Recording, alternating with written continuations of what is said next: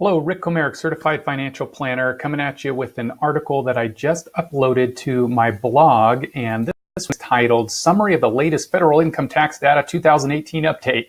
Well, what in the world is this? Well, what this is an article that was put out this month by the Tax Foundation.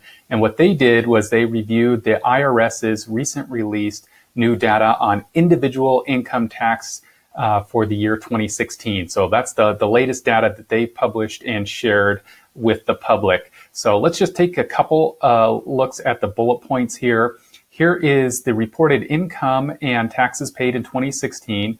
Taxpayers reported 10.2 trillion in adjusted gross income on 140.9 million tax returns in 2016.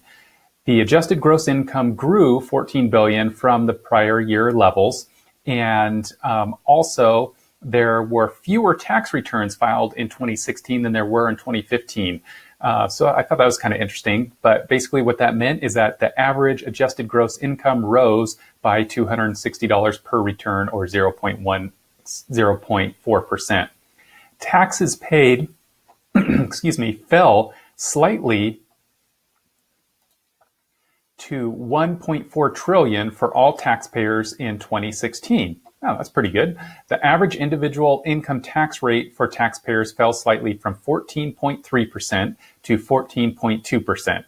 And the average tax rate fell for all groups. Now, to illustrate the progressive nature of the tax system, we'll look at this highlight here. High-income taxpayers paid the majority of federal income taxes. In 2016, the bottom 50% of taxpayers earned 11.6% of the total adjusted gross income.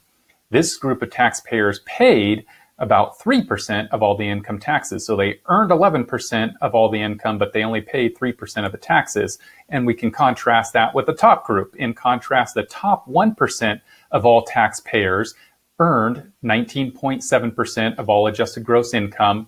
However, they paid 37.3% of all the federal income taxes. So that illustrates, once again, the progressive nature of our income tax system here in the U.S. for the federal taxes. If you have any questions about this, feel free to reach out to me anytime.